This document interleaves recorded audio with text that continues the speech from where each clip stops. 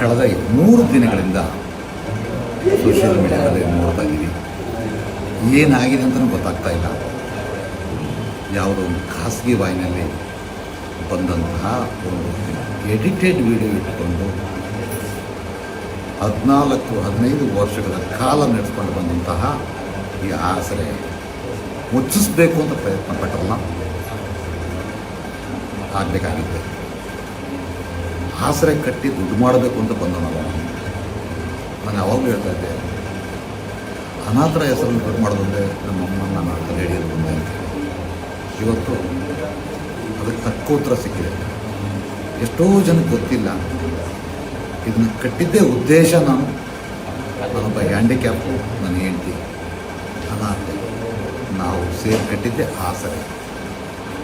ಆ ಆಸರೆ ಹೆಸರನ್ನು ಇವತ್ತು ಸರ್ಕಾರ ಸಹ ತಗೊಂಡು ಮನೆಗೆ ಸೇರಿಸತಕ್ಕಂಥ ಕಾರ್ಯಕ್ಕೆ ಆಸರೆ ಅಂತ ಒಂದು ಹೆಸರು. ನಾನು ತಪ್ಪೇ ಮಾಡಿರ್ಬೋದು, ಆದರೆ ಅದನ್ನು ವಿಚಾರ ಮಾಡಿ ನೋಡಬೇಕಾಗಿತ್ತಲ್ಲ. ಎಲ್ಲಾಗಿದೆ? ಯಾರಾದರೂ ಸಂತ್ರಸ್ತೆ ಒಬ್ಬರು ಬಂದು ನನ್ನ ಬಗ್ಗೆ ಕಂಪ್ಲೇಂಟ್ ಕೊಟ್ಟಿದ್ದಾರಾ? ಅಥವಾ ಯಾರಾದರೂ ಬಂದು ಹೌದು ನಾಡು ಇಂದ ಈ ಥರ ಮೋಸ ಆಗಿದೆ ಅಂತ ಒಬ್ಬರು ಕೊಟ್ಟಿದ್ದಾರಾ? ಆಗಿರ್ಬೋದು, ಅಥವಾ ಎಡಿಟೆಡ್ ಆಗಿರ್ಬೋದು, ಪೂರ್ವಾಪರ ತಿಳಿಯದನೆ ಹೆಣ್ಣಿನ ಬಗ್ಗೆ ಅಷ್ಟೊಂದು ಮಮಕಾರ ಇರ್ತಕ್ಕಂಥವ್ರು. ನನ್ನ ಹೆಣ್ಣಿನ ಒಬ್ಬ ಹೆಣ್ಣಲ್ವ? ಎಷ್ಟೊಂದು ಕಮೆಂಟ್ ಆಗ್ತಾಯಿಲ್ಲ. ನಿಮಗೆ ಉದ್ದೇಶ ಆಸರೆನೇ ಬಂದು ಮಾಡಿಸ್ಬೇಕು ಅನ್ನೋದಿದ್ದರೆ ಬನ್ನಿ, ಇವತ್ತಿಗೂ ನಾಕಿ ಕೂಡ ಬಿಟ್ಟಿದ್ದೀನಿ ಅಂತಾರೆ. ಯಾರಿದ್ರು ನಡೆಸೋದು ಏನೋ ಸಿಗುತ್ತೆ ಅಂತೇಳಿ ಏನು ಬಾಚ ಕೆಲಸನ ಯಾರೂ ಇಷ್ಟಪಟ್ಟು ಮಾಡಲ್ಲ. ಅದಿದೆ, ಅಷ್ಟು ಮಾಡಿದರೆ ಇಷ್ಟು ಮಾಡಿದರೆ, ಅಷ್ಟು ಮಾಡಿದರೆ ಇಷ್ಟು ಮಾಡಿದರೆ.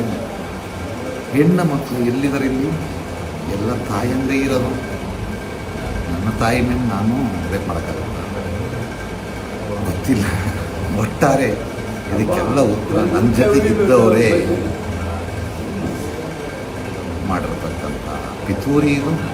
ಅವರೆಲ್ಲರಿಗೂ ನಾನು ಧನ್ಯವಾದಗಳು ತಿಳಿಸ್ಬೇಕು. ಯಾಕೆಂದರೆ ಆಗಿದೆ ಯಾಗ ಏನೇನು ಇವತ್ತು ಏನೇನು ಯಾವುದೋ ಖಾಸಗಿ ವಾಹಿನಿಯಲ್ಲಿ ಬಂತು, ಅದಕ್ಕೆ ಕಾನೂನು ರೀತಿಯಲ್ಲಿ ಹೋರಾಟ ಮಾಡಿ ಅದೇನು ಮಾಡಬೇಕು ಮಾಡಿದ್ವಿ. ಅವರಿಗೂ ಕಾನೂನವರಿಗೂ ಗೊತ್ತಾಗಿ ಇವತ್ತೆಲ್ಲ ಕಡೆನೂ ಮಾಡಿದ್ರು. ಇನ್ನು ಯಾರು ಈ ಸುಳ್ಳು ಸುದ್ದಿ ನೀನು ಹಾಕ್ತಿರಲ್ಲ, ಮರಿಬೇಡಿ. ಕಾನೂನು ರೀತಿಯಲ್ಲೇ ನಾಯ್ಡು ಕ್ರಮ ತಗೊಳ್ತಾನೆ. ಆಸರೆ ಕ್ಲೋಸ್ ಮಾಡಿದ್ರೂ ಪರವಾಗಿಲ್ಲ. ಇವತ್ತೇನು ನನ್ನ ಮೇಲೆ ಗಂಭೀರ ಆರೋಪ ಮಾಡ್ತಿದ್ದೀರಾ, ಇದಕ್ಕೆ ತಕ್ಕ ಉತ್ತರ ಕೊಟ್ಟೇ ಕೊಡ್ತೀರಾ. ಅದಕ್ಕೆ ಅಂತಾರೆ ಕಾನೂನಿದೆ. ಕಾನೂನು ನಂಬಿದವನು ನಾನು, ಕಾನೂನು ಮೂಲಕನೇ ಉತ್ತರ ಕೊಡ್ತೀನಿ. ಈಗಾಗಲೇ ಎಲ್ಲ ಸಿದ್ಧ ಮಾಡಿದ್ದೀನಿ. Wait and see. ಇದಕ್ಕಿಂತ ನಾನು ಹೇಳಿದ್ರು, ನನ್ನ ಪರವಾಗಿ ನಿಂತಹ ಅವರಿಗೆ ಮೊದಲೇ ನನ್ನ ಬಗ್ಗೆ ಗೊತ್ತಿರೋದು, ಮತ್ತು ಜೊತೆಗೆ ಇದ್ದು ನನ್ನ ಬಗ್ಗೆ ಹಾಕಿಕೊಟ್ಟವರು ಎಲ್ಲರಿಗೂ ಸಹ ಧನ್ಯವಾದಗಳು. ದೇವರು ನಿಮಗೂ ನಿಮ್ಮ ಕುಟುಂಬಕ್ಕೂ ಈ ಥರದ ನೋವು ಬರದೇ ಇರಲಿ ಅಂತ ಆ ದೇವರ ಕೇಳಿದ್ರೆ ಧನ್ಯವಾದ. Thank you.